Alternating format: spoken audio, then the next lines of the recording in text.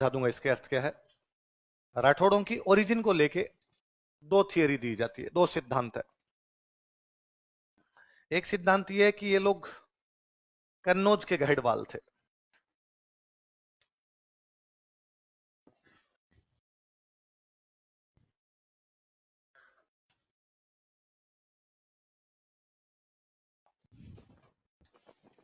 एक थियरी ये दी जाती है कि साउथ इंडिया के राष्ट्रकूट थे।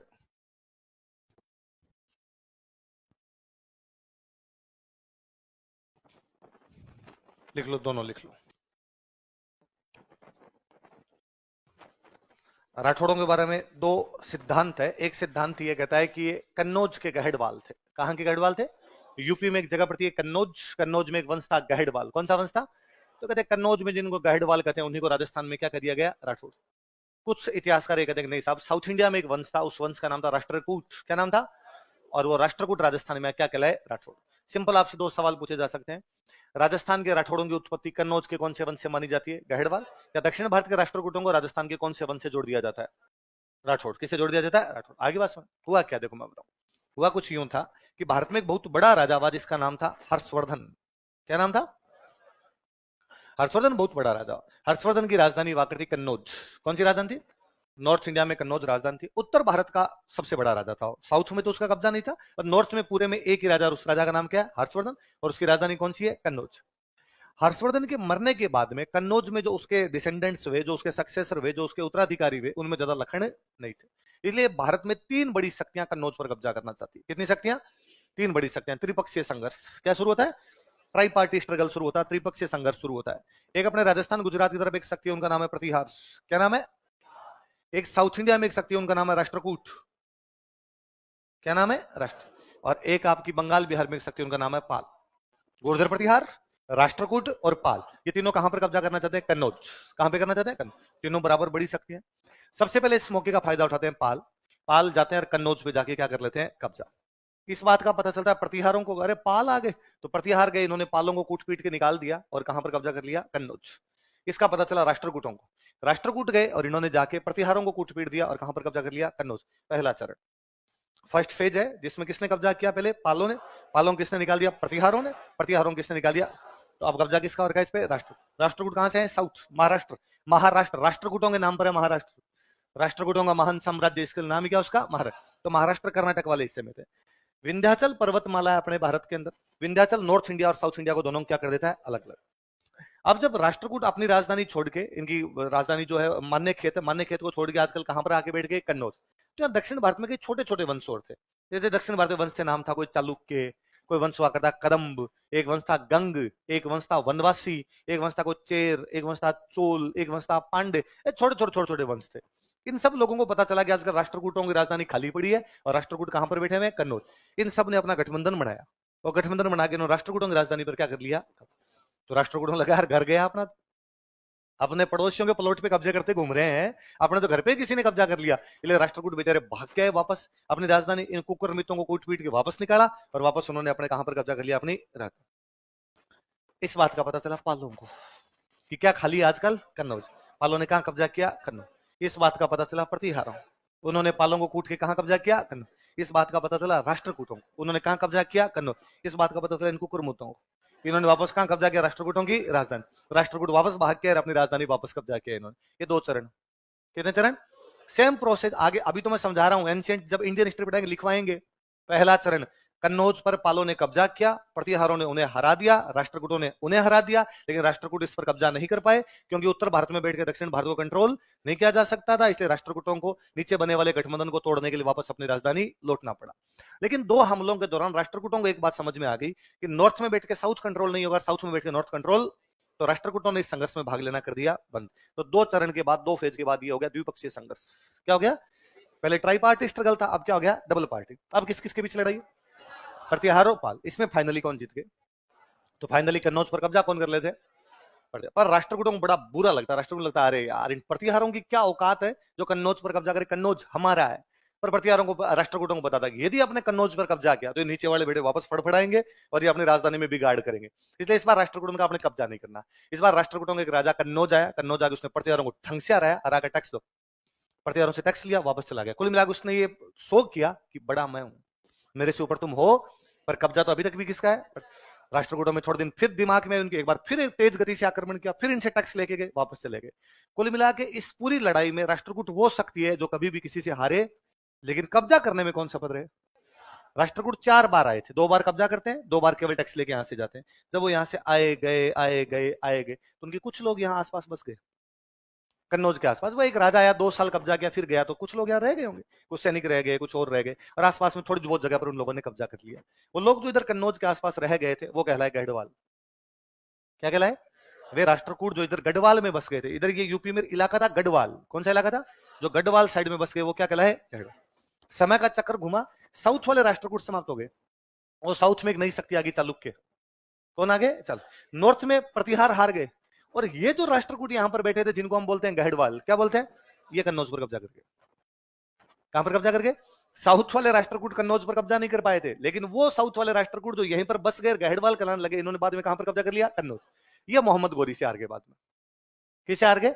मोहम्मद गोरी से हार गए। मोहम्मद गोरी से हार गए तो इनसे कन्नौज भी छूट गया, और ये कन्नौज के पास एक छोटी सी जगह पड़ती थी, बदायूं। कौन सी जगह थी? तो ये कहां शिफ्ट हो गए? बदायूं। बदायूं से राजस्थान आ गए थे। बदायूं से कहां आ गए?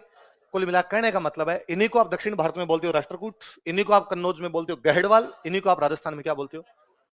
एक ही बात, बल्ले बड़ की बात। अब इन्होंने राजस्थान में कहां का राज किया? लिखो, राठौड़ रियासत है।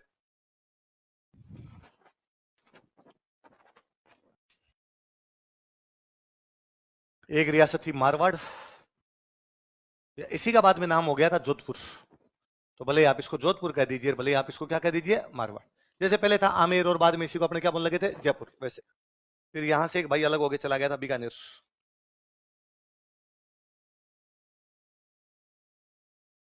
और एक रियासत बनी थी किशनगढ़।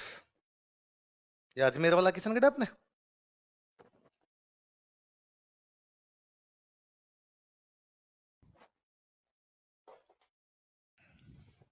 कौन कौन सी बताओ, देखिए। मारवाड़, बीकानेर, किशनगढ़। कौन कौन सी रियासत है? मारवाड़, बीकानेर। एक एक पोस्टमार्टम करें, लिखो मारवाड़ का इतिहास, हिस्ट्री ऑफ मारवाड़। जैसे शाहपुरा राजस्थान की सबसे छोटी रियासत थी, सबसे बड़ी रियासत कौन सी थी? मारवाड़। 2 बातें लिखो, पहले लिखो, मारवाड़ में राठौड़ वंश का शासन था, Rathore dynasty ruled over Marwar. दूसरी बात लिखो, मारवाड़ राजस्थान की सबसे बड़ी रियासत थी। एरिया वाइज सबसे छोटी तो कौन सी? शाहपुरा। सबसे बड़ी कौन सी? मारवाड़। मारवाड़ वो largest state of Rajasthan. Marwar Rajasthan की सबसे छोटी रियासत थी, मारवाड़ वो बड़ी रियासत थी, मारवाड़ वो लार्जेस्ट स्टेट ऑफ राजस्थान। जैसे हमने पढ़ा कि मेवाड़ वाले राजा नाम के आगे कोई लगाता था रावल, बाद में लगाने लगे राणा, वैसे ही ये मारवाड़ वाले लगाया करते थे राव। क्या लगवाते थे? देखो मैंने बताया भी था, राव चुंडा। राव चुंडा की बेटी हंसाबाई, बताया था। पहला जो इनका राजा उसका नाम है राव सिंहा। क्या नाम है? लिखो, हेडिंग डालो, राव सिंहा।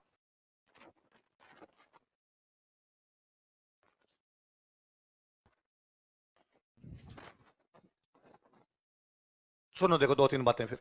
1240 के आसपास इसको पालीवाल ब्राह्मण बुला के लाए थे। कौन बुला के लाए थे? पालीवाल ब्राह्मण इसको लेके आए थे। उन्होंने कहा भाई तू हमारे साथ चलो और हमारी रक्षा कर। ये बदायूं से आया था, मैं बता रहा हूं, कन्नौज में हार गए तो कन्नौज के पास में एक जगह चले गए, तो जगह का नाम क्या था? बदायूं। तो ये कहां से आया था? बदायूं। यहां अपने आके जो नया डिस्ट्रिक्ट बनाया बाड़मेर से तोड़ के, बालोतरा। बालोतरा में एक जगह थी खेड़। कौन सी थी? खेड़। ये इनकी राजधानी थी, और यहाँ एक युद्ध में लड़ता हुआ ये मारा जाता है। उस जगह का नाम है बिठू। बिठू पड़ता है पाली में। बिठू कहां पड़ता है? तो राजस्थान आने वाला या राजस्थान के राठौड़ों का संस्थापक कौन था? कब आया? किसकी सहायता के लिए? कहां से? राजधानी कहां पे? छतरी कहां बनी हुई? बिठू कहां पड़ता है? पाली। खेड़ कहां पड़ता है? बालोतरा। पहले बाड़मेर, अब डिस्ट्रिक्ट कौन सा हो गया? एक बार लिख लो, फिर मैं बताता हूँ। 1240 ईस्वी में, इन 1240 एडी, 1240 ईस्वी में, 1240 एडी, पालीवाल ब्राह्मणों की सहायता के लिए, टू हेल्प पालीवाल ब्राह्मण्स, यह है बदायूं से राजस्थान आया था। ही केम टू राजस्थान, या यह है बदायूं से मारवाड़ आया था, ये लिखो, he came to Marwar from Badaun. यह है बदायूं से मारवाड़ आया था। बदायूं यूपी में जगह पड़ती है कन्नौज के पास। He came to Marwar from Badaun. राजधानी लिख लो खेड़, छतरी लिख लो बिठू। सेनेट ऑफ, कैपिटल और सेनेट ऑफ, खेड़ बलोत्रा, बिठू पाली।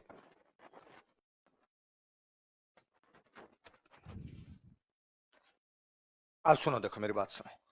हुआ यूं कुछ कि किसी टाइम में जब राष्ट्रकूटों का कब्जा था, मैंने बताया राष्ट्रकूट 4 बार इधर कन्नौज पर आते हैं, 2 बार कब्जा करते हैं, 2 बार यहां से क्या लेके जाते हैं, टैक्स। कन्नौज उत्तर भारत का ही सेंटर पॉइंट हुआ करता, जो कन्नौज का राजा वो पूरे उत्तर भारत का क्या माना जाता है एक प्रकार से राजा। तो जब वो कन्नौज में बैठ के टैक्स ले रहे थे तो नॉर्थ इंडिया का पूरे का टैक्स ले रहे, तो अपने इस पाली वाले इलाके में भी उनका एक बंदा रहता था, वो टैक्स लिया करता है ना। राष्ट्रकूटों का कोई एक बंदा कहां पर रहता है, पाली, और वो क्या लेता है यहाँ राजस्थान का टैक्स, आसपास के इलाकों का टैक्स लेता होगा। लेकिन बाद में राष्ट्रकूट तो साउथ इंडिया में खत्म हो गए। जब वो साउथ इंडिया में खत्म हो गई, चलनी बंद हो गई, तो क्या पाली में बैठे किसी राष्ट्रकूट को यहाँ के लोग टैक्स देंगे? पहले क्यों दे रहे थे कि डर लगता था कि साउथ वाले राष्ट्रकूट आगे जबरदस्ती करेंगे, इससे अच्छा उनका जो बंदा बेटा उसको क्या दे दिया जाए, टैक्स। अब वो साउथ वाले ही खत्म हो गए तो पाली वाले कौन टैक्स दे? तो पाली में भी राष्ट्रकूटों का जो भी टैक्स लेने वाला बंदा था वो वापस यहाँ से चला गया होगा। उनकी एक ब्रांच कन्नौज बैठी, तो वो कहां पर जाके शिफ्ट हो गए, कन्नौज, उधर चले गए वो लोग। लेकिन पाली के लोगों के दिमाग में कहीं ना कहीं था कि अपना यहाँ का टैक्स किसी टाइम में कौन लिया करते थे, राष्ट्रकूट, राष्ट्रकूट लेते थे। अब उनकी एक ब्रांच कहां पर रहती है, यूपी, बदायूं, कन्नौज उस साइड के अंदर रहती है। पाली अपना बहुत अच्छा व्यापारिक केंद्र था, ट्रेड सेंटर था, रूट जाया करते यहाँ से, व्यापारिक रूट जाया करते। जहां व्यापार ज्यादा होगा धन दौलत ज्यादा होगी, कम होगी, और धन दौलत ज्यादा है तो वहां पे लूटमार भी ज्यादा होगी। भाई जहां पैसे होंगे वहीं पर तो कोई लूटमार करने आएगा, वरना नंगात नाई क्या निचोड़े क्या। भाई होना चाहिए कि लूटमार करने के लिए। मेरे को याद है एक बार बहुत पहले हम जब पढ़ा करते तो दिलीप सर के घर में एक बार चोरी हो गई, तो सर ने हम सबको मिठाई खिलाई क्लास में। किस बात की मिठाई की? आज हमारे घर में चोरी हुई है। तो सर मिठाई किस बात की? इसका मतलब मैं अमीर हूं, हम अमीर होते जा रहे हैं तभी हमारे घर में चोरी हुई है।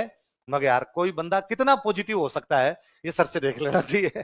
तो वो की वो बात है। तो यहाँ जो बिजनेस करने वाली जाति है वो जाती है पालीवाल ब्राह्मण। कौन सी जाती है? तो पालीवाल ब्राह्मणों को लगा कि भाई अब अपने यहाँ लूटमार ज्यादा होती है तो अपने रक्षा करने के लिए कोई ना कोई बंदा चाहिए। कहीं ना कहीं इनके दिमाग में था कि पहले अपने यहाँ का टैक्स कौन लिया करते, राष्ट्रकूट, और जो टैक्स लेता वो क्या करता था, रक्षा। तो इनको था यार उस टाइम ठीक सिस्टम था, उस टाइम कोई भी लूटमार होती नहीं थी, तो क्यों ना किसी राष्ट्रकूट को उधर से बुला लेते हैं, वो अपनी क्या कर देगा, रक्षा। तो पालीवाल यहाँ से गए बदायूं। कहां पर गए?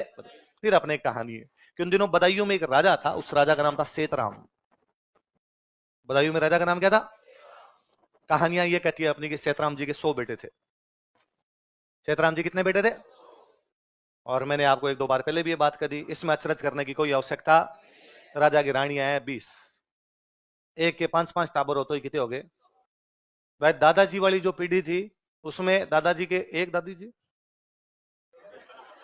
है ना, फिर भी 10-10 है, तो एक में एवरेज 10 है, तो यदि 20 हो तो 200 करे टाबर, है ना। ये तो पहले मर जाया करते थे, पहले क्या बीमारियां ज्यादा थी जी और दवाइयां थी नहीं, इसलिए बच्चे होते ही मर जाया करते, कोई जल्दी उम्र के अंदर ही मर जाया करता, इसलिए बचते कम थे वैसा। बाकी तो यूं क्रिकेट टीम हुआ करती सब घरों के अंदर। आप तो दादाजी वाली पीढ़ी में, दादाजी से एक पीढ़ी पहले वाले में, सबके घरों में अपने ग्रामीण समाज के अंदर तो यही था, 10-12 होते ही थे, और यूं मानते ही थे कि होना ही चाहिए, ताकि कोई लड़ाई दंगा हो जाए 10 लठ तो निकले। ऐसे खेत पे कैसे कब्जा कर लो? फिर खेती के लिए अधिक लोगों की आवश्यकता होती है। जब समाज कृषक समाज होता है ना, तो खेत में अधिक लोगों की आवश्यकता होती है। अधिक लोग कहां से लाएंगे? तो खुद ही करो, और कहां से लेके आएंगे? तो सीधा सा ही फॉर्मूला हुआ करता था। वो तो मैंने कब बताया होगा ना आप, वो मेरे एक दोस्त है, वो मेरे को बताते हैं कि यार मेरे पापान जो है वो 10 भाई बहन है। तो कि मैंने एक बार मेरे अंकल से पूछ लिया कि अंकल 10 भाई बहन? तो उन्होंने कहा 10 तो जीवते हैं, 3-4 तो मिस कॉल थी। भाई 3-4 तो होते ही मर गए थे, वो तो गिने ही नहीं हमने, हम 10 तो बैठे हैं, जीव तो बैठे हैं सामने एकदम। तो ये कोई बड़ी बात नहीं। देखो कल मैंने एक भीम सिंह राजा पढ़ा है मेवाड़ में, 1818 में अंग्रेजों के शासन दिखा, 1818, 95 टाबर थे इसके, 95 रिकॉर्ड है बाकायदा। 1818 वालों को नाम तक पढ़े सबके, एक एक पुराने वालों को तो आप कहानियां कर देंगे, सर कहानियों में इस प्रकार की बातें, ये तो है, तो कोई बड़ी बात नहीं। जब आपकी रानियां 15-20 रानियां, तो इतने बच्चे भी हो जाते हैं। तो सेतराम जी के लिए कहा जाता है कि सेतराम जी के 100 बेटे थे। कितने बेटे थे? उनमें एक बेटा है सिहा। एक बेटा कौन है? तो गांव में मेरे दादाजी ने तो कहानियां सुनाते तब बोलते और थे कि गुणचासा सियो बडो सिया बड़ा 50, गुणचासा सियो बडो सिया बड़ा 50, सीए से बड़े कितने थे? 50। फिर 51वें नंबर पे कौन हुआ? सिया। फिर सीए से छोटे 49 और थे। गुणचासा सियो बड़ो, 49 से तो बड़ा कौन था? सिया। 49 से बड़ा था सिया, सिया बड़ा 50, सीए से बड़े और कितने थे? सीए से बड़े 50, सीए से छोटे 49, एक सिया खुद, कितने हो गए? हो गए। तो अब तो क्या हो गया भाई, अब तो अपने पास घड़ियां हैं, और अब जैसे कोई बच्चा अपने घर में पैदा होता है, हॉस्पिटल में हुआ, घर पे हुआ, हाथों हाथ टाइम नोट करते हैं अपने, 2:32:16, है ना, और फिर पंडित जी को दिखाते हैं, पंडित जी इस समय में बच्चा पैदा हुआ था, अब बताओ, है ना, इसका क्या नाम रखा जाएगा, इसका भाग्य क्या होगा, और पंडित जी देख के कहते हैं राजयोग है ना, आगे चलकर बहुत बड़ा आदमी बनेगा। पंडित जी कभी किसी को नहीं कहते कि दाब के लीचड़ होगा, कोई कुछ ही नहीं करेगा, क्योंकि पंडित जी को दक्षिणा लेनी है भाई साहब। पंडित जी किसी टावर कर लेगा, निकम्मा है, कुछ ही नहीं करेगा, तो घर वाले पंडित जी को कूट काट दे, तो पंडित जी कहते भाई साहब जोरदार चक्रवर्ती सम्राट ये बनेगा, जो है वो सब कुछ, ये चिराग चश्मो चिराग आपके वंश का नाम उज्जवल कर जाएगा। अपने पंडित जी को दो भाई 1100 दो पंडित जी को, 500 देते देते क्या देते पंडित जी को। तो अब तो अपने टाइम नोट कर लेते हैं, जब अपने घड़ियां नहीं थी तब अपने टाइम नोट कैसे कर लेते हैं। तो लोग अक्सर अभी भी सूरज और चांद को देख के समय बता देते हैं, तो जहां सूरज और चांद की छाया पड़ रही है वहां पे लाइन खींच लिया करते, और जो भी समझदार आदमी होता है उसको देख के बता देता। दादाजी की उम्र के लोग अभी भी कोई घड़ी नहीं बांधते, और वो आपको कह देंगे 3 बजे की चाय बना लो, और आप पूछते भाई आप कैसे बता 3 बजे को, तो छाया देख, मकान की छाया यहां तक आ गई, इसका मतलब 3 बजे, छाया यहां तक आ गई, इसका मतलब 4 बजे, छाया यहां तक चलेगी 5 बजे। कई बार ऐसा होता है कि आप गांव में सो रहे हैं दादाजी के पास, अचानक आपकी रात को नींद खुली और दादाजी बैठ के माला फेरे राम राम राम राम, आपने कहा अरे सो जाओ अब, रात को अभी क्या है, सुबह फेर लेना, तो 4 बज गई। 4 कहां बज गई, कैसे पता आपको 4 बजे, कीर्तियां डल गई, तारे हैं कीर्तियां, कीर्तियां ढल गई, कीर्तियां उस साइड में चली गई, इसका मतलब कितने बज गए, उनको तारों की लोकेशन पता है, ये तारा यहां इतने बजे आता है, ये तारा यहां इतने बजे आएगा, ये तारा यहां इतने बजे आ जाएगा। तो अब जैसे कोई बच्चा पैदा होता है, डिलीवरी करवाने के लिए नर्स होती, अपने गांव में अभी तक उन महिलाओं को बोलते हैं दाई, है ना, मैंने बताया दाई से बन गया दाए, है ना, दाई जो जो बच्चों का ध्यान रखने वाली दाई। तो वो जो दाई थी जो बच्चे करवाती थी, उसको ये कहा हुआ था भाई जैसे ही बच्चा हो तुम लाइन खींच देना, कहां पे छाया फिर देख लेंगे। तो 51 नंबर पे सिहा पैदा हुआ, सिहा पैदा हुआ, तो वो दाई बेचारी लाइन खींचनी भूल गई, है ना, बच्चे के कई काम होते हैं तो वो पहले उसने वो निपटाए, फिर वो भूल गई, 15-20 मिनट याद आएगा, अरे लाइन तो खींची, जब उसका लाइन पहले खींचनी, बाकी काम बाद में करने, फिर तो लगा अभी तक किसी को पता तो है नहीं खींची कि नहीं खींची, अब खींच देती हूँ, क्या फर्क पड़ता है, उसने जाके लाइन खींच दी। राजा सेतराम जी आए, राजा सेतराम जी आए, राजा पंडित जी को ले गए, पंडित जी का पंडित जी ये है लाइन, लाइन देख के बताओ बच्चा कैसा है। और पंडित जी ने कहा भाई बहुत ग्रह नक्षत्र खराब है, खराब ग्रह नक्षत्रों में बच्चा पैदा हुआ है, और यदि इस बच्चे का मुंह इसके बाप ने देख लिया तो बाप मर जाएगा। तो राजा ने कहा आपने क्यों देखना है इसका मुंह, आपने कौन सी टावरों की कमी है और कौन सी कमी आगे पड़ जाएगी, खुद पे कॉन्फिडेंस नाम की भी तो चीज है। और राजा ने कहा इस बच्चे को मार दिया जाए। तो जल्लाद बोला, जल्लाद होते हैं जो किसी की हत्या करते हैं, फांसी वांसी देने वाले लोग, जल्लाद बोला जल्लाद बच्चे को लेके जाओ और जंगल में ले जाकर मार दो उसको। जल्लाद गए, जल्लादों ने बेचारों ने सोचा एक दिन का टाबर कैसे मारा जाए, लगा यार ठीक है अपने जल्लाद, जल्लाद का काम ही मारना होता है, पर भगवान देख रहा है ऐसा पाप अपने से, तो आज किया जाए कल किया जाए, एक काम करते हैं किसी जंगली जानवर की गुफा में फेंक जाते हैं, जानवर खा जाएगा, अपने हाथ से तो मारा नहीं और राजा का ऑर्डर भी फॉलो हो गया। कहते कोई गुफा थी, उस गुफा के अंदर वो बच्चे को फेंक के चले गए। कहते उस गुफा में एक शेरनी थी, उस शेरनी ने उसी दिन अपने एक बच्चे को जन्म दिया था, शेरनी सो रही थी अपने बच्चे के साथ, इधर से इन्होंने वो मनुष्य का बच्चा फेंका, वो लुढ़कते लुढ़कते उसके पास जाके गिरा। शेरनी जब उठी तो उसको लगा मेरे 2 बच्चे, और शेरनी ने दोनों को पालना शुरू कर दिया। साइंस में डार्विन का सिद्धांत है अनुकूलन का सिद्धांत, जैसे वातावरण में आप रहते हो वैसे वातावरण को अडॉप्ट कर लेते हो। अब वो बच्चा राजा का बच्चा था, लेकिन वो शेरों के साथ रहा, तो बेहू भी किस प्रकार से करने लगा शेर, अब हाथों को पैर बना लिया, ऐसे ऐसे चलता है ना, थप्पड़ मारता, कच्चा मांस खा जाया करता एकदम। इधर अपने पाली के पालीवाल ब्राह्मण कन्नौज की तरफ जा रहे हैं कि वहां से किसी राजा को लेके आएंगे। जब ये जंगलों से होकर गुजर रहे थे उन बदायूं के पास में, तब इन्होंने देखा कि जंगल में 5 शेरों की आपस में लड़ाई हो रही है, और उनमें एक शेर आदमी है, लेकिन वो शेरों की तरह बिहेव कर रहा है, वैसे चल रहा है, वैसे गुर्रा रहा है, दांत बढ़े हुए हैं उसके, थप्पड़ मारा खींच खींच के, और उन 4 शेरों को हरा रहा। उनको लगा रहे ये क्या है, उन बेचारों ने चपले हाथ में ली, उन्हें लगा भाई अपनी तरफ आ गया तो अपने को खाएगा यार। वो भाग के सेतराम जी के पास गए, सेतराम बदायूं के राजा कौन थे, सेतराम जी। सेतराम जी को जाकर सेतराम जी आपके जंगलों में भयंकर कोतक है, क्या देखा ऐसा आपने, अरे एक मनुष्य जो शेरों की तरह रहता है। सेतराम जी ने कहा मैं मिला तुम्हें मूर्ख बनाने के लिए, और ऐसे कैसे हो सकता है साहब, हमने हमारी आंखों से देखा है और आप पता लगाओ। सेतराम जी दरबार में बताया यार ऐसे ऐसे बात है, एक मनुष्य शेरों के साथ में कैसे हो सकता है। वो जल्लाद वहीं बैठे थे, वो जल्लाद खड़े हुए, जल्लाद ने कहा साहब यदि माफ करो तो हम एक बात बता सकते हैं। राजा ने कहा 7 खून माफ है, यदि 7 मर्डर भी करके आए तो मैं तुम्हें कोई भी सजा दूंगा, बात बताओ तुम क्या है। उनका सर वो जो आपका एक बेटा था ना। राजा ने कहा कौन सा, राजा खूब सारे थे, राजा भूल गए। राजा ने कहा कौन सा, वो सर 51 जो था आपका, जो आपने कहा था ना जंगल में मार के आओ। हाँ सर हम उसको मार के नहीं थे, तो हम उसको गुफा में फेंके, इधर हो ना हो सर ये टाबर वो है। तो राजा ने कहा पर यार ये तो बहुत गलत ग्रह नक्षत्र में पैदा हुआ था, और पंडित जी ने कहा था कि इसका मुंह तो बाप देख लेगा तो बाप मर जाएगा। वो दाई आई, दाई को जब ये बात पता चली, दाई ने कहा साहब नक्षत्र सही रहे होंगे, 20 मिनट बाद में लाइन खींची है, अपना था तो लाओ साहब का, जानवरों के साथ नंगा पंगा घूम रहा होगा वहां पे। सेना भेजी, सेना भेज के पहले तीर वीर मार के घायल किया, यूं तो आए कैसे, शेर को कैसे पकड़ा जाए, घायल करने के बाद बांध के उसको लेके आए, होश आया वापस, मिनख दिखाई उसको कि ये अरे सही देख ले एकदम यूं। लेकिन अब वो शुरू में तो भाई साहब वैसे गुर्रा है, फिर उसके पहले बाल बाल काटे होंगे, थोड़े दांत आगे से छोले होंगे, है ना। फिर उसको रोस्टेड खिलाया, थोड़ा क्या कच्चा कच्चा खाता रहता, रोस्टेड खा के देख थोड़ा ठीक है। अनुकूलन का सिद्धांत है, आप जैसे वातावरण में रहते हो वैसा हो जाते हो। कहते हो आप वो मनुष्यों के बीच में रहा तो कैसा हो गया मनुष्य। पालीवाल ब्राह्मण कलकत्ता साइड में बिजनेस करने के लिए, बंगाल साइड में बिजनेस करने के लिए गए। उधर से वापस जब लौट रहे थे तब उन्होंने राजा कहा कि राजा हम एक बात बता के गए थे। राजा ने कहा थैंक यू यार, ये तो मेरा बेटा ही था यार, और आपने बहुत अच्छा काम किया, मेरे को मेरे बेटे से मिला दिया। तो उन्होंने कहा आजकल खाता नहीं है क्या? नहीं नहीं, गुर्राता तो है कभी कभी, पर अब एकदम सही रहता है। अब तो कपड़े भी पहनने लग गया है। पहले तो जिंदाबाद ही घूमता था। तो राजा ने पूछा कि यार मेरे लायक को सेवा हो तो मुझे बताओ तुम। तो उन्होंने कहा कि सर हम तो आपके पास काम के लिए आ रहे थे, पर रास्ते में कांड हो गया, फिर आगे जाना था, ये रह गई बात। क्या काम? कि सर हमारे पाली में कभी तुम्हारे राष्ट्रकूटी बैठ के हमारी रक्षा किया करते थे, अब हमारी रक्षा करने वाला कोई नहीं, आए दिन लूट मार होती है, बिजनेस क्लास के लोग हैं, हम खुद बंदूकें उठा नहीं सकते, खुद तलवार उठा नहीं सकते, खुद हथियार नहीं उठाएंगे, तो रक्षा करने के लिए कोई तो चाहिए। इसलिए यदि कोई राजकुमार आप दे दो तो वो चल के हमारी वहां पर रक्षा कर देगा, और हम जो उसको क्या दे देंगे, टैक्स। राजा ने कहा खूब सारे बेटे हैं मेरे, किसी को ले दो। उनका किसी को नहीं, ये जो सिंहों के साथ रहा था इसको दिया जाए। सिंहों के साथ रहा इसलिए नाम है सिंहा। क्या नाम है? उसको लेके आए, वो खेड़ अपनी राजधानी बनाता है, पाली वालों की रक्षा करता है। ऐसे किसी युद्ध में बिठू के अंदर लड़ता हुआ, अभी बात समझो तो राजस्थान में राठौड़ों का संस्थापक कौन माना जाता है? कौन माना जाता है? राव। जोधपुर के किले में ऐसी एक तस्वीर लगी हुई, एक पेंटिंग लगी हुई है जिसमें 5 शेर आपस में लड़ रहे हैं, एक शेर जो बाकी 4 शेरों को पीट रहा है। राव सिंहा की पेंटिंग है। राव सिंहा शेरों के साथ रहा, कहानियां चली आ रही थी, कहानियों के आधार पर किसी ने क्या बना दी, पेंटिंग। एक अंग्रेज इस किले में आके कई दिन तक रुका, उस अंग्रेज को ये पेंटिंग बड़ी पसंद आई। उसने लोगों से पूछा कि यार ये प्लॉट बड़ा शानदार है, और ऐसा कैसे हो सकता है कि एक मनुष्य जो है वो शेरों के साथ रहे, शेरों से लड़े? लोगों ने कहा मनुष्य मनुष्य क्या कर रहा है, सीओ जी महाराजा हाथ जोड़, हमारे पूर्वज है भाई साहब, और ये शेरों के साथ ही रहते, इसलिए नाम इनका तो क्या है, सिंहा।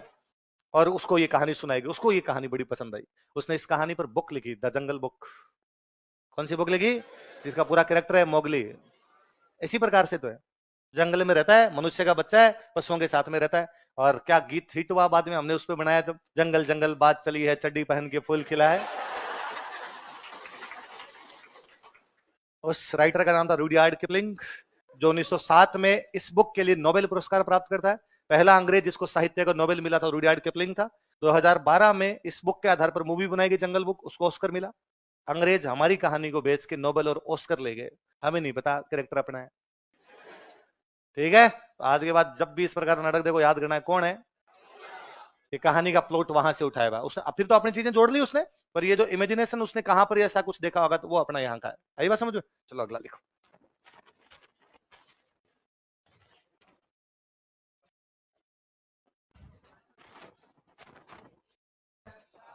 राव दुहड़ कौन है? राव। ननिहाल गया हुआ था एक बार, मंडोर की तरफ इसका ननिहाल था, अपने मामा जी के बच्चों के साथ खेल रहा था, और मामा जी वाले बच्चों ने इसको कहा तुम कौन हो रहे, कहां से आए हुए हो तुम लोग? तो उसने कहा यही क्या है, हम यही हमारी खेड़ राजधानी है, हम यही रहते हैं। अरे यहाँ तो अब आए हो यार तुम, पहले तुम यहाँ के नहीं हो रहे, तुम्हारी हमारी शक्ल देख ले, तेरे होठ देख कितने मोटे हैं, तेरा रंग देख कितना डार्क है, तेरा सिर देख कितना चपटा है, बाल तेरे घुंघराले हैं, तू हमारा नहीं है। बोले नहीं नहीं मैं यहीं का हूँ, ऐसे कैसे नहीं हो, यहीं का, मेरे पापा यहीं थे, दादाजी यहीं थे। तो यहीं तो बता तुम्हारी कुल देवी कौन है? उसने कहा ये तो नहीं पता। कहाँ है तुम्हारी कुल देवी का मंदिर? उसने कहा ये तो नहीं पता। तो फिर तुम यहाँ के नहीं हो? पता नहीं कहाँ से आगे। उसने क्या मामा जी वाले टाबरों को पीट पाट दिया, तो मामा जी वाले टाबरों ने उसको इस प्रकार से डायलॉग दे दिए। वो भाग के मम्मी के पास आया, उसने मम्मी को आकर मम्मी हम कौन है? उन्होंने कहा बेटा तुम यहीं के हो। नहीं नहीं मम्मी, मामा जी वाले करेंगे, हमारी तेरी शक्ल ही नहीं मिलती आपस के अंदर। और तो हमारी कुल देवी कौन है मम्मी? वो कुल देवी का पूछ रहे थे। मैंने कहा बेटा तुम्हारी कुल देवी नागणची माता है। कौन है? तो मम्मी कहां पर है उनका? अपने यहाँ तो मंदिर ही नहीं है। कि बेटा उनका मंदिर है कर्नाटक। कहां पर है? और मम्मी ने कहा कि बेटा किसी टाइम तुम कर्नाटक में करते थे चिंता आता चीता चीता, वहां से तुम कन्नौज आए, कन्नौज में आगे क्या तुमने चिंता आता चीता चीता, और वहां से तुम कहां आ गए? मारवाड़। राउडी राठौड़ मूवी कर्नाटक की है। चिंता आता चीता चीता वाली राउडी राठौड़ ही तो है। तो राठौड़ कर्नाटक में रहते होंगे तभी तो राउडी राठौड़ मूवी है। कर्नाटक से नागणी जी माता की मूर्ति लेके, इसका मतलब साउथ इंडिया से राठौड़ों का सीधा सीधा लेना देना है, वरना माता जी उधर पिकनिक मनाने तो गई नहीं थी। और साउथ इंडिया का था इसलिए होठ मोटे बाल घुंघराले होने हैं, कलर उसका साउथ इंडिया वाला जैसा होना है। सीधी सी बात है, सिर वो चपटे होते हैं तो सिर चपटे होने थे, उसके थोड़ा बहुत अंदर आना था। फिर ये जब राजा बना तो ये कर्नाटक गया, अपनी कुल देवी की मूर्ति लेके आया। ज्यादातर देवियों की कहानियां इस प्रकार की कि देवी ने जिस बंदा लेके आ रहा था उसको कहा कि मैं वहां तक तुम्हारे साथ चलूंगी जहां तक तुम बिना पीछे मुड़े चलोगे। इसको अपनी राजधानी आना था, राजधानी थी खेड़। कहते खेड़ के जब नजदीक पहुंचा तब इसको अंधेरा हो गया था, ये रात को रुकता है, इस पहाड़ पर रुका। अगले दिन इसको खेड़ की तरफ जाना था पर गलती से उसने पीछे देख लिया, इसलिए अब माता जी ने कहा कि अब मैं तेरे साथ आगे जाऊंगी नहीं। इसलिए खेड़ के पास में उसी पहाड़ पर माता जी का मंदिर बनाना पड़ा, नागणिची का मंदिर बना, इसलिए गांव का नाम है नागणा। क्या नाम है? तो राठौड़ों की कुलदेवी कौन? मंदिर कहां पर है? बालोतरा जिले के अंदर। ये मूर्ति कहां से लेके आए थे? कौन लेके आया था? लिख लो। अपनी कुलदेवी नागणेची माता की मूर्ति कर्नाटक से लेकर आया था। He brought idol of his client deity Nagnechi Mata from Karnataka. अपनी कुलदेवी नागणेची माता की मूर्ति कर्नाटक से लेकर आया था। He brought idol of his client deity Nagnechi Mata from Karnataka, तथा इसे नागणा में स्थापित करवाया था। And installed it at Nagana. Nagana Balotra में जगह, खेड़ के पास है, तथा इसे नागणा में स्थापित करवाया था। अगले राजा लिखो, लिखो रावल मल्लीनाथ। ये सबके नाम क्या जिनके राव लगता है? एक मल्लीनाथ जी है जिनके नाम क्या क्या लगा था? रावल। उन्होंने बीच में उनकी उपाधि रावल भी भाई।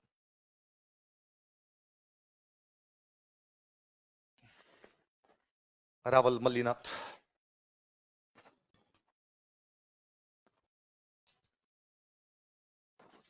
मल्लीनाथ जी को लगा कि यार अब साम्राज्य का थोड़ा विस्तार हो गया, खेड़ से पार नहीं पड़ेगी, राजधानी थोड़ी बड़ी बनानी पड़ेगी, इसलिए राजधानी चेंज की, एक नई राजधानी बनाएगी मेवानगर। कौन सी बनाएगी?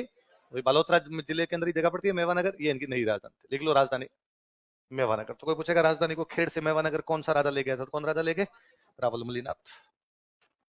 राजधानी मेवानगर बालोतरा जिले में।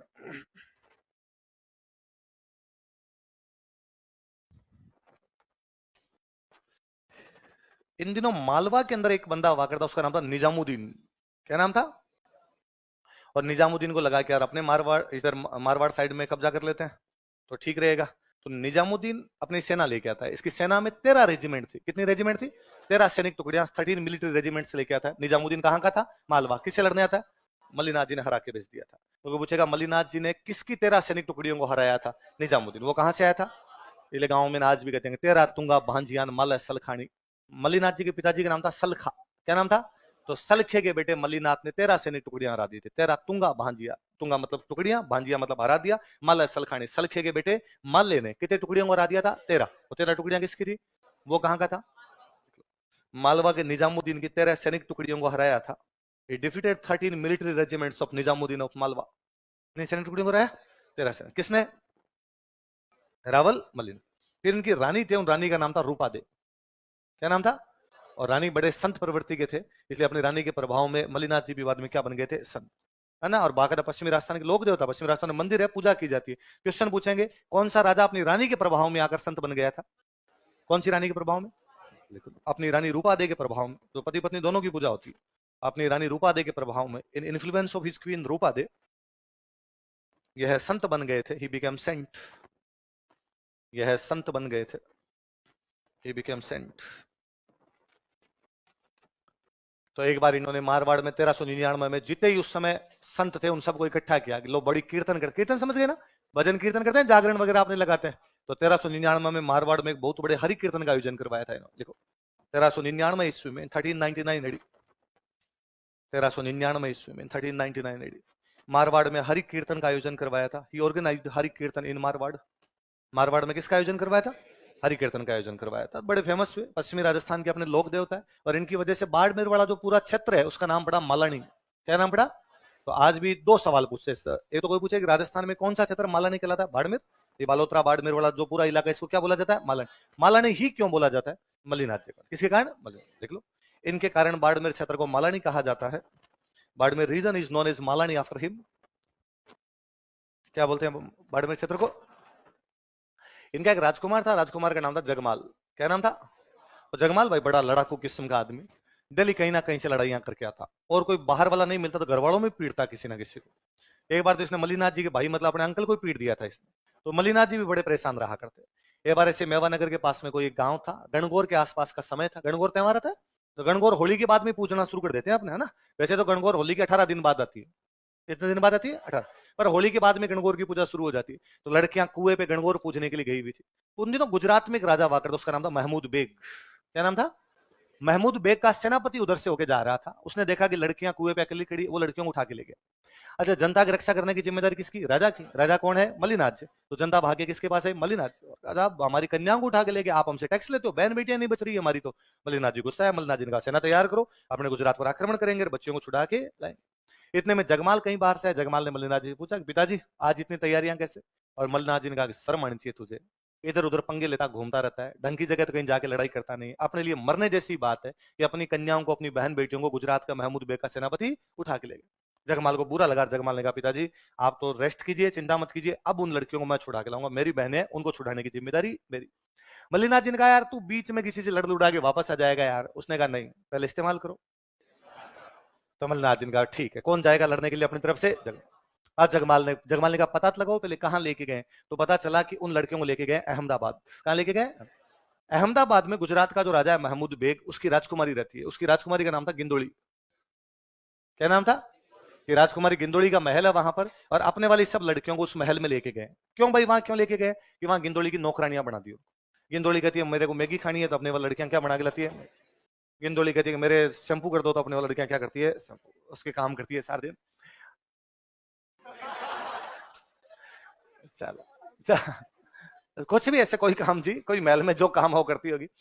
तो कहा कि भाई तो जगमाल ने कहा अपने महल पर अटैक करते हैं, महल पर अटैक करके उन कन्याओं को लेके जाते। साथ वालों का जगमाल तेरे में थोड़ा बहुत यहाँ दिमाग है कि नहीं? एनी टाइम लड़ाई सोचता है यार, कुछ दिमाग से भी काम लिया कर। उसने कैसे कहा? गुजरात के राजा की राजकुमारी का महल है, सुना तो नहीं पड़ा होगा?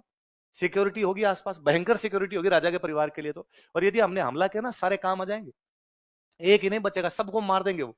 थोड़ा दिमाग लगाओ और कोई तरीके से। तो और क्या तरीका हो सकता है कि देखो ये पता लगाओ कि वो लड़कियां बाहर कब आती है महल से, बाहर निकालना इजी रहेगा। सिक्योरिटी हर जगह साथ साथ थोड़ी जाती है, जहां रहती है वहां सिक्योरिटी हो सकती है। तो पता लगाया कि प्रत्येक फ्राइडे को, प्रत्येक शुक्रवार को उस महल से थोड़ा दूर चलने के बाद एक पीर बाबा की दरगाह, पीर बाबा होते हैं, एक पीर बाबा की दरगाह है। राजकुमारी गिंदोली उस पीर बाबा की दरगाह पे हाथ जोड़ने आती है हर फ्राइडे को 11 साढ़े 11 बजे के आसपास। उस समय अपने वाली लड़कियां नौकरानियों के रूप में साथ आती है। कोई अगरबत्ती लेके आती है, कोई फूल लेके आती है, कोई चादर चढ़ाने के लिए चादर लेके आती है, तो उस राजकुमारी के साथ में आती है। तो कहा ठीक है, अपने वहां से उठाएंगे उनको। अपने राजस्थान में आज दिन तक सबसे अच्छे घोड़े माने गए मालानी के। कहां के घोड़े? आपसे कोई पूछे राजस्थान में सबसे अच्छे घोड़े कहां के? मालानी। और मालानी के घोड़े दूर दूर तक बिकने के लिए जाते, इसलिए अक्सर मालानी के व्यापारी घोड़ों को लेके जाते। जगमाल ने अपने 10-15 अच्छे अच्छे साथी तैयार किए, 15 अच्छे अच्छे घोड़े लिए मालानी के, व्यापारियों का भेष बनाया और जाके दरगाह के पास बैठ गए। बृहस्पतिवार को, वेडनेसडे को वहां पे, थर्सडे को वहां पे जाके बैठ गए। कोई आता जाता उनसे पूछे कि भाई कौन हो रहे तुम लोग? तो आप व्यापारी के, घोड़े बेचने आए थे, मालानी के घोड़े हैं साहब, मालानी के व्यापारी। क्या रेट है घोड़े की? तो 3000 वाले घोड़े की रेट बताए 30,000। अगला बंदा कह रहे इतना महंगा कौन लेगा तुमसे? बचा असली माल है, लेना तो लो, रवाना हो जाओ। इतने फिर तो तुम्हारा एक भी घोड़ा नहीं बिकेगा। और वो मन ही मन सोचे कि बेचने किसको। वो वेट करे कि कल शुक्रवार आए 11 बजे, राजकुमारी गिंदोली आए अपनी कन्याएं साथ में, अपने उनको यहां से लेके चले। 11 साढ़े 11 बजे के आसपास गिंदोली आई, अपने वाली लड़कियां साथ में अगरबत्ती फूल लेके साथ में आई। इधर जगमालन ये बैठे थे, आपस में एक दूसरे को देखा, जानते ही थे अपने गांव के भाइयों बहनों को, कौन नहीं पहचाने। और सबने कहा भाई आ जाओ। लड़कियां दौड़ी दौड़ी आई, सब घोड़ों पे बैठी, वहां से निकल गए। जगमाल ने गिंदोली को बिठा लिया। क्योंकि जगमाल समझदार है, जगमाल जानता है कि गुजरात के सेनापति को जैसे ही पीछे पता चलेगा पीछा करेंगे, और पीछा करेंगे तो अपने 15 आदमी पीछे से, यदि 1000 लोगों की सेना आ गई तो ही अपने को मार देगी। तो यदि पीछा करते हुए अपने बीच में पकड़ लिए गए तो फिल्मों की तरह डायलॉग देंगे। यदि एक कदम भी आगे बढ़ने की कोशिश की, है ना, तुम्हारी राजकुमारी का गला काट दूंगा, पीछे हटो, हथियार रखो, हथियार रखो। और फिर अपने कह देंगे हमारी लड़कियां लेके जाएंगे, तुम्हारी राजकुमारी को तुम वापस लेके चले जाओ।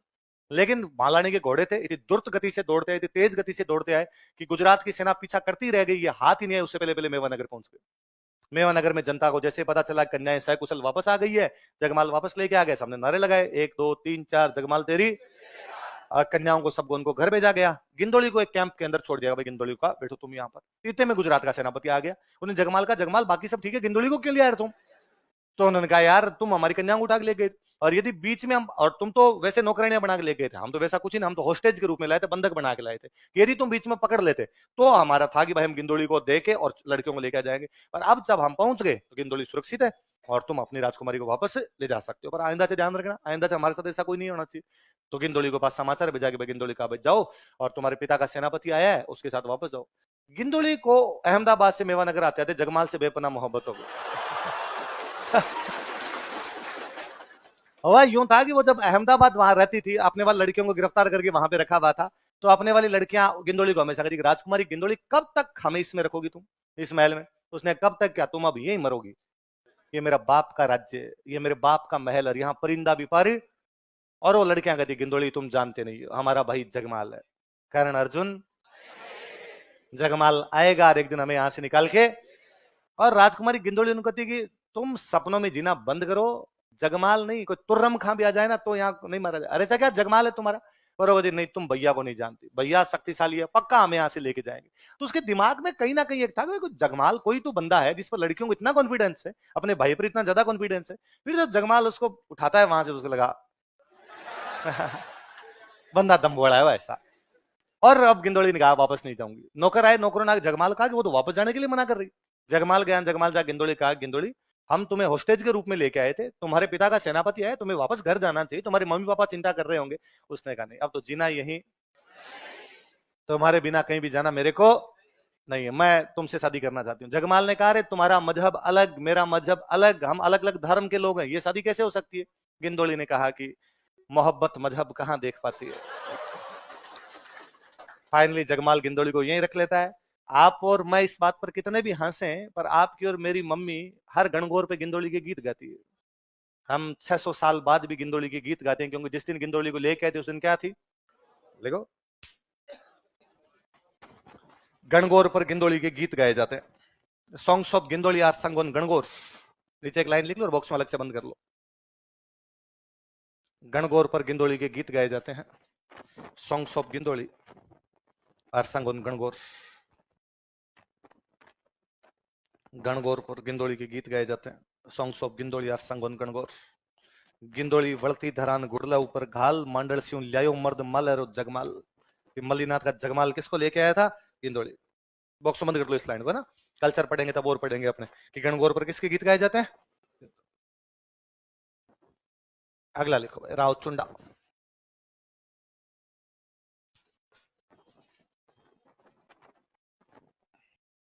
अब क्या भाई, मल्लीनाथ जी भी जगमाल को राजा नहीं बना के, मल्लीनाथ जी अपने भाई को राजा बना गए थे। भाई का नाम था वीरमदेव। क्या नाम था? वीरमदेव के बाद में अगला राजा कौन बन गया? चुंडा। कौन बन गया? चुंडा। इन राठौड़ों की राजधानी कौन सी है? मेवानगर। कौन सी है? उन दिनों मारवाड़ में एक वंश और उस वंश का नाम है प्रतिहार। कौन सा वंश है? और प्रतिहारों की एक ब्रांच यहां पर राज कर रही है, उस ब्रांच का नाम है इंदा। कौन सी ब्रांच है? प्रतिहार इंदा है। और इन प्रतिहारों की जो राजधानी है वो अपने जोधपुर में एक जगह पड़ती है, मंडोर। कौन सी राजधानी है? तो प्रतिहारों की कौन सी ब्रांच राज कर रही है? इंदा। और उनकी राजधानी कौन सी है? पर प्रतिहार कमजोर हो गए और दिल्ली से अटैक होते हैं, ये दिल्ली वाले अटैक को संभाल नहीं पा रहे। फिर प्रतिहारों में आपस में लड़ाइयां होनी शुरू हो गई। तो इनमें जो समझदार लोग थे उन्होंने कहा, देखो आपस की लड़ाइयों से मंडोर हाथ से निकलेगा, या दिल्ली वाले कहीं ना कहीं इस पर क्या कर लेंगे? कब्जा।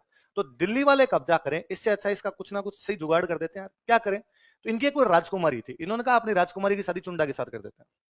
किसे कर देते हैं? चुंडा उन दिनों में उभरती हुई राठौड़ शक्ति थे। चुंडा का नया नया आरएस प्री पास हुआ था, तो इन्होंने कहा कि चुंडा पक्का पक्का आरएस लगी जाएगा, तो अपने चुंडा के साथ अपनी राजकुमारी की शादी कर देते हैं और मंडोर दे देते हैं दहेज में। मंडोर किसमें देते हैं? तो एक तो इतना बड़ा दहेज देंगे तो चुंडा इधर ब्याह भी कर लेगा अपने में, मंडोर बच जाएगा। दिल्ली वालों के हाथ में जाए, इससे अच्छा बेटी के पास तो रहे, तो अपने बेटी के परिवार में रहेगा। तो प्रतिहारों की कौन सी ब्रांच है? इंदा। ये अपनी राजकुमारी की शादी किससे करते हैं? चुंडा। और दहेज में क्या देते हैं? लिख लो। प्रतिहारों ने अपनी राजकुमारी का विवाह चुंडा से किया। कोष्टक में इंदा लिखना। Pratihar married his princess to Chunda, तथा मंडोर दहेज में दिया गया। And Mandore was given in dowry. तो दहेज ले तो कोई ऐसा ले कि पूरा क्या लिया गया। मुझे ना 3 दहेज हमेशा बहुत अच्छे लगते हैं। या तो चंद्रगुप्त मौर्य ने दहेज में लिया था अफगानिस्तान। क्या लिया था? सेल्यूकस निकेटर की बेटी हेलन से शादी करता है और बदले में उसको क्या मिलता है? अफगानिस्तान। या अंग्रेजों का एक राजा था, उसने पुर्तगालियों की एक राजकुमारी से शादी की, दहेज में मिला बॉम्बे। दहेज में क्या मिला? बॉम्बे। पहले किसके पास था? पुर्तगालियों के। उन्होंने राजकुमारी की शादी अंग्रेजों के राजा के साथ की और दहेज में क्या दे दिया? बॉम्बे। या प्रतिहारों ने चुंडा को दहेज में क्या दिया? तो मारेस लगने के बाद मांगते हो, एक गाड़ी दे दो, है ना, 11 लाख रुपए दे दो, 2 BHK का प्लेट दे दो। ऐसे क्या चिंदी चोरी करनी यार ऐसे? इस बार मांगना कि जयपुर दो, जयपुर। पूरा को जयपुर दे सकता है तब तो दहेज लेना है, वरना दहेज लेना धूड़ खावनी, धोबा भर भर खावनी, दोहरा माता बैठ खावनी। ले तो ढंग से ले। हाँ तू बता।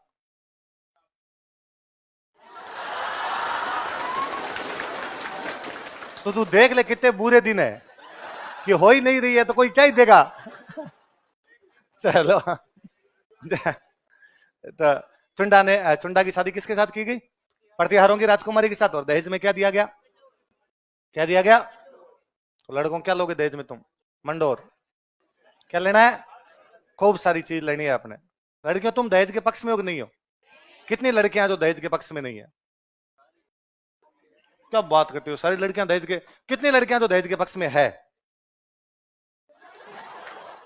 सही है। अरे मैं तुम्हारे समर्थन में हूं क्योंकि तुम झूठ नहीं बोल रही हो। बाकी जो तुम कहती हो हम दहेज के पक्ष में नहीं है, तुम सारी ढंग के झूठ बोल रही हो। क्योंकि शादी में सबसे बड़ी लिस्ट तुम खुद बना के देती हो। मेरे को सोने का ये चाहिए, मेरे को कपड़ों में ये चाहिए, ये चाहिए, उन दीदी को तो ये करवाया था, मेरे को ये क्यों नहीं करवा के दिया? जैसा वैसे झूठ बोलने अपने। चाहिए तो चाहिए है? नहीं पढ़ना है तो भी चाहिए। ये तो मेरे को जब लड़कियां कहती है ना सर नहीं आप झूठ बोल रहे हो हमें नहीं चाहिए, तब मुझे लगता है मैं विलायत से थोड़ी है। मेरे घर के आसपास में, जो हमारे घर में भी तो बहन है, हमारे घर में कोई बहन थोड़ी, केवल पुरुष रहेंगे यहाँ। और वहां मैं शादी ब्याह में हमेशा देखता हूं। और मैं दहेज का पूरा समर्थक हूं। लड़कों अपनी बहनों को खूब सारा दहेज, जितना दे सकते हो उतना देना। जमीन का एक आधा बीघा बेचना पड़े तो बेच के देना। क्यों? क्योंकि जिस दिन हमने दहेज देने बंद किए उस दिन लड़कियां प्रॉपर्टी में हिस्सा मांगेगी, है ना? ये अपने पूर्वज बड़े इंटेलिजेंट थे भाई साहब। जैसे मान लो मेरे पापा के पास में 20 बीघा जमीन है और मान लो हम 2 भाई और 1 बहन है, हिसाब तो कहता है तीनों में 6-6, 7-7 बीघा बंटे, 3 हिस्से हो भाई, 21 बीघा तो 7-7 बीघा आ जाए। पर हम ऐसा नहीं करते। 10 बीघा मेरा भाई रखता है, 10 बीघा मैं रखता हूं और बहन को कहते हैं टाटा बाय बाय, तेरे को इसमें से कोई हिस्सा। पर हम उसको राजी करते हैं और हम कहते हैं देख तेरे को हम थोड़ा थोड़ा थोड़ा थोड़ा देते रहेंगे, प्रॉपर्टी का हिस्सा देते रहेंगे। तो पहले तेरे को डाउन पेमेंट दे देंगे दहेज में, फिर बाकी तेरे को किस्तों में चुकाएंगे। तेरे टावर होंगे तब देंगे, तेरे टावरों के ब्याह होंगे तब देंगे, टावरों के ब्याह होंगे तब भी देंगे। तेरी सासू मरेगी तो देंगे, तेरा ससुरा मरेगा तो देंगे। तेरे घर में कोई पैदा हो, तेरे घर में कोई मरे, हम लेके आएंगे तेरे लिए कुछ ना कुछ। और लड़कियां इतनी भोली है, इन्होंने इस बात को मान और लिया और इन्होंने कहा ठीक है भाई तुम्हारे पास एक साथ नहीं है तो मुझे धीरे धीरे किस्तों में। जिस दिन आपने अपनी बहनों को कहा कि हम तुम्हें दहेज नहीं देंगे, वो कहेगी 7 बीघा दे। और यकीन मानिए 7 बीघा की कीमत के बराबर हम दहेज और किस्तों वाला दे। इसलिए ये बात लड़कियों को बतानी भी अपने इतनी इतनी को पता चला, बाकियों को थोड़ी पता चला, है ना? तो सब लड़कियों की बात बतानी नहीं। जब तक महिला ऐसी भोली बन के रहे अपने चलाना भाई साहब। तो आप तो अपनी बहन को कहा कराओगे ले तू 7 बीघा नहीं देने पड़े, एक आधा बीघा सल्टा कर ले दहेज लेके जा, तू ये 6 बीघा बाकी वाली मत मांगने लगा। क्योंकि हमने बंद किया तो 7 बीघा लेने के लिए आएगी, फालतू में लठ बजेंगे। अब भाई भाई लड़ रहे हैं जमीन के लिए, बाद में बहन और लड़ने के लिए आएगी, बुरे लगेंगे वैसा। इसलिए दहेज बंद होना। लड़के और करें लड़के और करेंगे नहीं होना चाहिए। फिर मैं हमेशा कहता ही हूं कि दहेज बंद करना है आपको। तो अब अपने ये है कि अपने बहन यदि पढ़ी लिखी है, नौकरी नहीं लगी हुई, तो अपने देखते हैं लड़का तो कम से कम नौकरी वाला होना चाहिए। और यदि बहन अपनी नौकरी लग गई, वो जो 3rd ग्रेड टीचर लग गई, तो अपने कहते हैं लड़का 2nd ग्रेड होना चाहिए। लड़का कैसा होना चाहिए? यदि बहन 2nd ग्रेड, लड़की 2nd ग्रेड लगी, तो अपने कहते हैं वो क्या होना चाहिए? 1st grade. यदि वो 1st ग्रेड लगी तो खुद ही चाहती है कि बंदा RS होना चाहिए। यदि वो RS हो गई तो वो चाहती है कि बंदा IS होना। और यदि वो IS हो गई तो वो कहती भगवान स्वयं क्यों नहीं आ रहे? मेरे लिए तो साक्षात परमेश्वर को आना चाहिए, दूसरा कोई कैसे शादी कर सकता है? खुद IS हूं तो भगवान को आ जाना चाहिए। कहता हूं उस दिन ये समस्या समाप्त हो जाएगी जिन लड़कियां नौकरी लगे और बेरोजगारों से ब्याह कर ले। ये देखो कई राजी हो रहे हैं क्योंकि इनको कईयों को पता है कि ऐसे अपने ब्याह नहीं होने। न नौकरी लगेंगे न अपने क्या होंगे। इसलिए मैं कहता हूं दहेज छोड़ो, आप तो बेरोजगार से शादी करो, वो पोछे लगाएगा, पोछे सारे दिन। तुम नौकरी से वापस आना, वो गर्म फल के तैयार रखेगा कि माई तू जो कहे वैसे करूं मैं। देखो 2 तरीके, या तो इधर आ जाओ या इधर। तुम्हें एक बात तो माननी पड़ेगी। और लड़कों अपने दहेज के लिए मना करना, न लेने के लिए। देने वाले में तो और खूब सारा जीता दिया जा सकता उतना देना, वरना वो प्रॉपर्टी मांगेगी। देख लो मैंने बता दी। और ये बात आगे किसी को बतानी है, ये दबा दो, अपने अपने अंदर बात रहनी चाहिए। चलो आगे। हाँ क्या बात है? घर पर अरे ये किसी ने वायरल की ना, बाबू की सौगन है देखो। बाबू का मतलब मम्मी, बाबू का मतलब क्या है? कईयों को सोना बाबू ही दिमाग में आता है।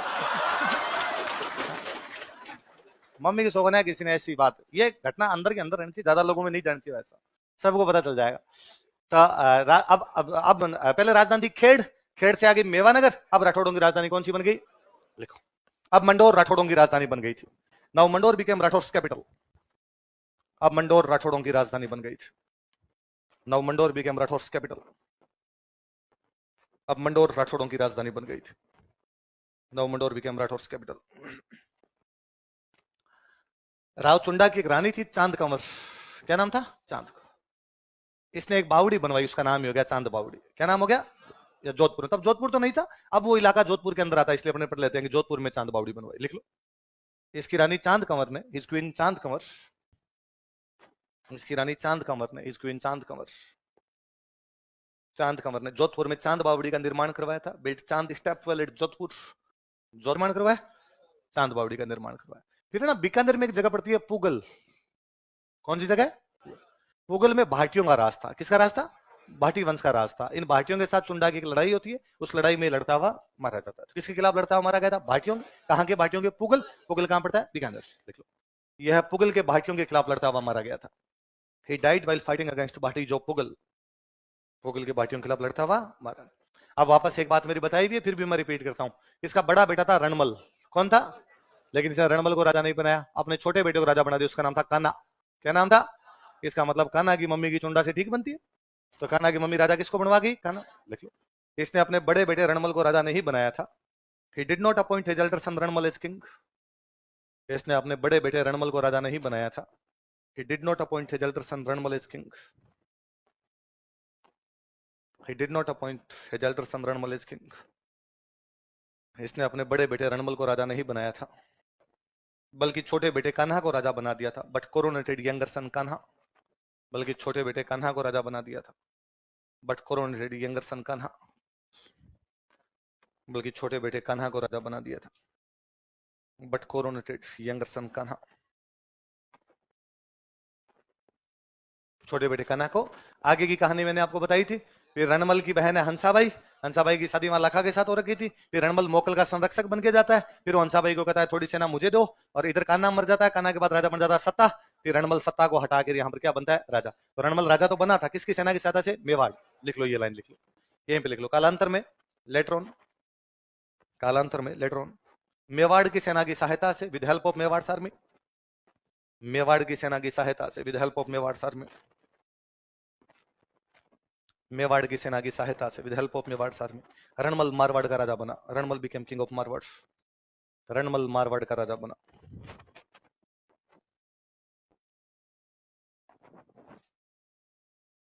अगला लिखो, राव जोधा।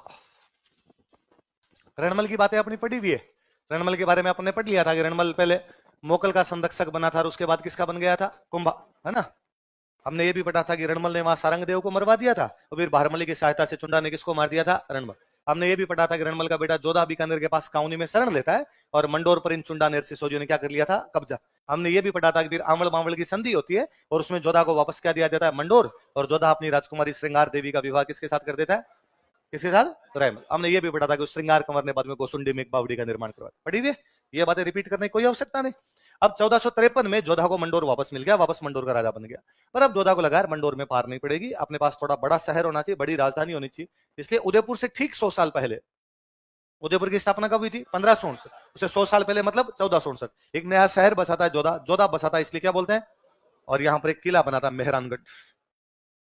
कौन सा किला बनाता है, मेहरानगढ़ का किला बनाता है। लिखो, 1469 ईस्वी में, इन 1459 एडी, 1469 ईस्वी में, इन 1459 एडी, इसने जोधपुर की स्थापना की। ही फाउंडेड जोधपुर, इसने जोधपुर की स्थापना की। ही फाउंडेड जोधपुर,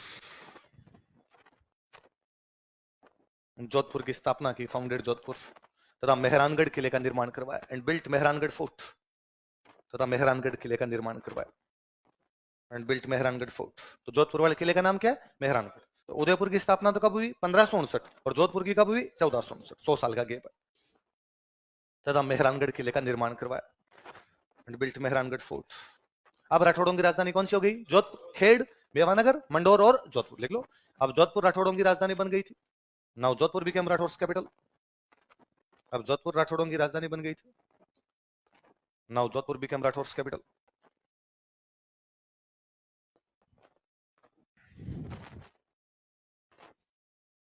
एक कभी आपने देवी का नाम सुना हो तो करणी माता, नाम सुना है? तो जोधा के पिताजी कौन थे? रणमल। करणी माता कहते हैं धर्म, रणमल की धर्म बहन बने हुए थे। अब रणमल की यदि धर्म बहन है करणी माता, जोधा की क्या लग गई? बुआ। अभी भी अपने घरों में, गांव में तो रिवाज है अभी तक भी कि जब भी कोई नया घर वगैरह बनाया जाए तो उसकी जो नींव लगाई जाती है वो घर की किसी बहन बेटी से लगवाई जाए, कन्या से लगवाई जाए, है ना, क्योंकि उस टाइम भी उसको किस्त देनी पड़ेगी, है ना, किस्त वाला पैसा उधर भी जाएगा। तो बहन को, बुआ को, किसी को बुलाते हैं वो वहां पे नींव लगा के जाते हैं अपने। अब जोधा को लगा यार हमारी बुआ तो करणी माता है, चमत्कारी महिला और है, तो कहते करणी माता आए थे मेहरानगढ़ किले की नींव लगा के गए थे। तो कोई पूछे मेहरानगढ़ किले की नींव किसने लगाई थी? देखो, करणी माता ने मेहरानगढ़ किले की नींव रखी थी। Karni Mata laid down foundation stone of Mehrangarh fort. Karni Mata ने मेहरानगढ़ किले की नींव रखी थी। Karni Mata laid down foundation stone of Mehrangarh fort. Karni Mata ने मेहरानगढ़ किले की नींव रखी थी। Karni Mata laid down foundation stone of Mehrangarh fort. जब जोधा इधर राजा बनता है उन दिनों दिल्ली में एक सुल्तान हुआ करता, उसका नाम था बहलोल लोदी। क्या नाम था? तो बहलोल लोदी ने इधर मारवाड़ की तरफ सेना भेज दी, लेकिन जोधा ने उसको हरा दिया।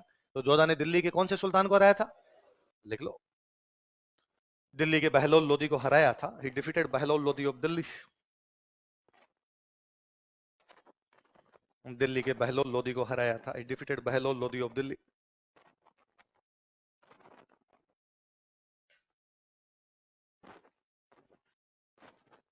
दिल्ली के बहलोल लोदी को हराया था। जोधा की एक रानी थे, उनका नाम था जसमा दे। रानी का नाम क्या है?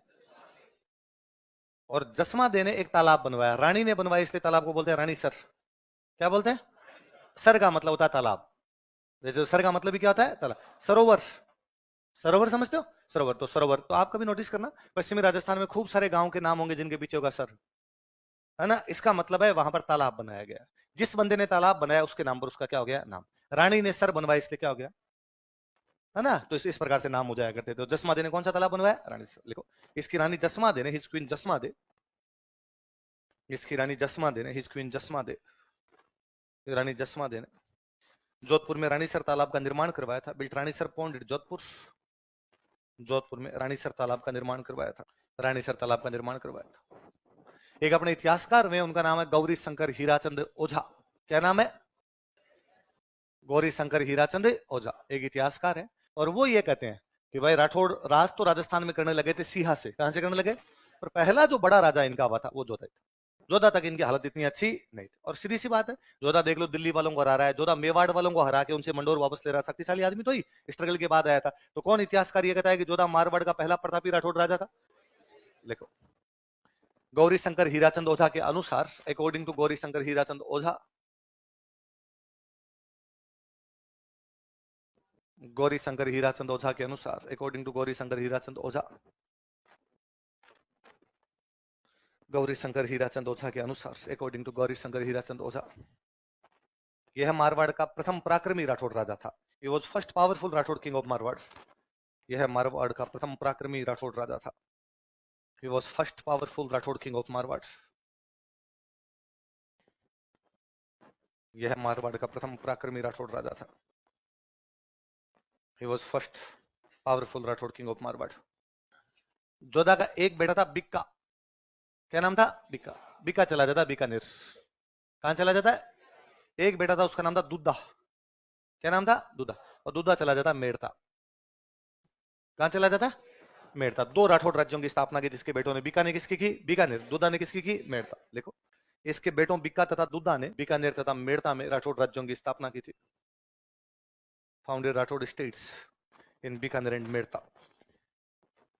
अगला राजा लिखो, राव मालदेव।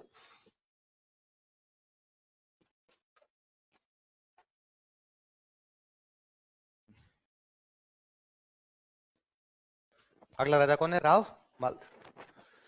थोड़ा सा लिखना, देखो, लिखो, पिता गंगा, माता पद्मा कुमारी।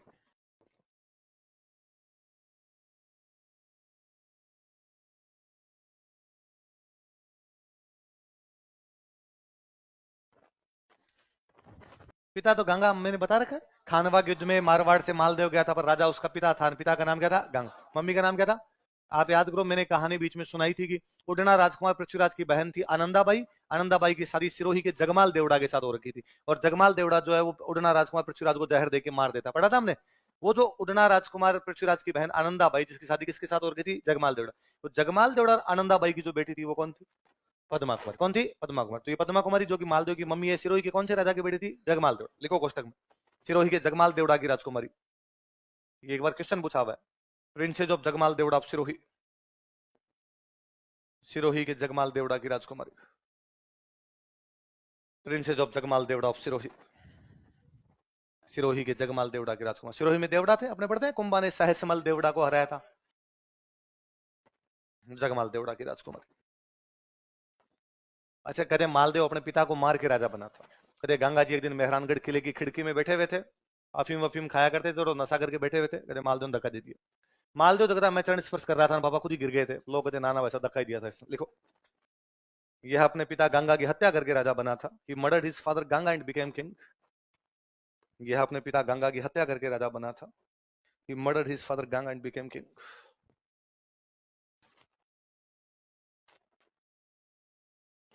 यह अपने पिता की हत्या करके राजा बना था। ये जब राजा बना था ना, तब तक भी राठौड़ों की स्थिति को इतनी ज्यादा अच्छी भी नहीं थी। राठौड़ों के पास में दो ढंग के परगने थे। परगना राजा, राजा के जो खुद के इलाके थे उनको क्या बोलते हैं? परगने। और राजा के बाद दो ढंग के परगने थे। एक तो राजधानी, खुद राजधानी कौन सी है? जोधपुर। एक परगना और था सोजत। कौन सा था? आमड़ बामड़ वाली संधि में सोजत को बाउंड्री बनाया गया था। तो इनके बाद दो ढंग के परगने, एक तो कौन सा? जोधपुर, और एक कौन सा? सोजत। लिख लो। राजतिलक के समय, at the time of coronation, राजतिलक के समय at the time of coronation, इसके पास केवल दो परगने थे। He had only two parganas. इसके पास केवल दो परगने थे। He had only two parganas. इसके पास केवल दो परगने थे। He had only two parganas. जैसे लिख लो, एक नंबर जोधपुर, दो नंबर सोजत। सोजत कहां पड़ता है? पाली। इसका राजतिलक सोजत में किया गया था। तो राजधानी है एक, जहां राजतिलक हुआ, दो ही परगने, एक तो जोधपुर है, दूसरा कौन सा है? सोजत। को पूछे मालदेव जब राजा बना था, मालदेव के पास कितने परगने थे? कितने थे? दो। कौन कौन से? जोधपुर और सोजत। लेकिन भाई साहब बाद में इसने 52 युद्ध जीते। कितने युद्ध जीते? 58 परगने जीते। कितने परगने? तो मुझे याद आरपी से एक बार सवाल था, राजस्थान के कौन सा राजा 52 युद्ध और 58 परगने जीत लेता है? कौन था? देख लो। कालांतर में लेटर ऑन, कालांतर में लेटर ऑन इसने 52 युद्ध तथा 58 परगने जीते थे। He won 52 battles and 58 Parganas. इसने 52 युद्ध तथा 58 परगने जीते थे। He won 52 battles and 58 Parganas. इसने 52 युद्ध तथा 58 परगने जीते थे। He won 52 battles and 58 Parganas. कितने युद्ध? 52। कितने परगने? 58।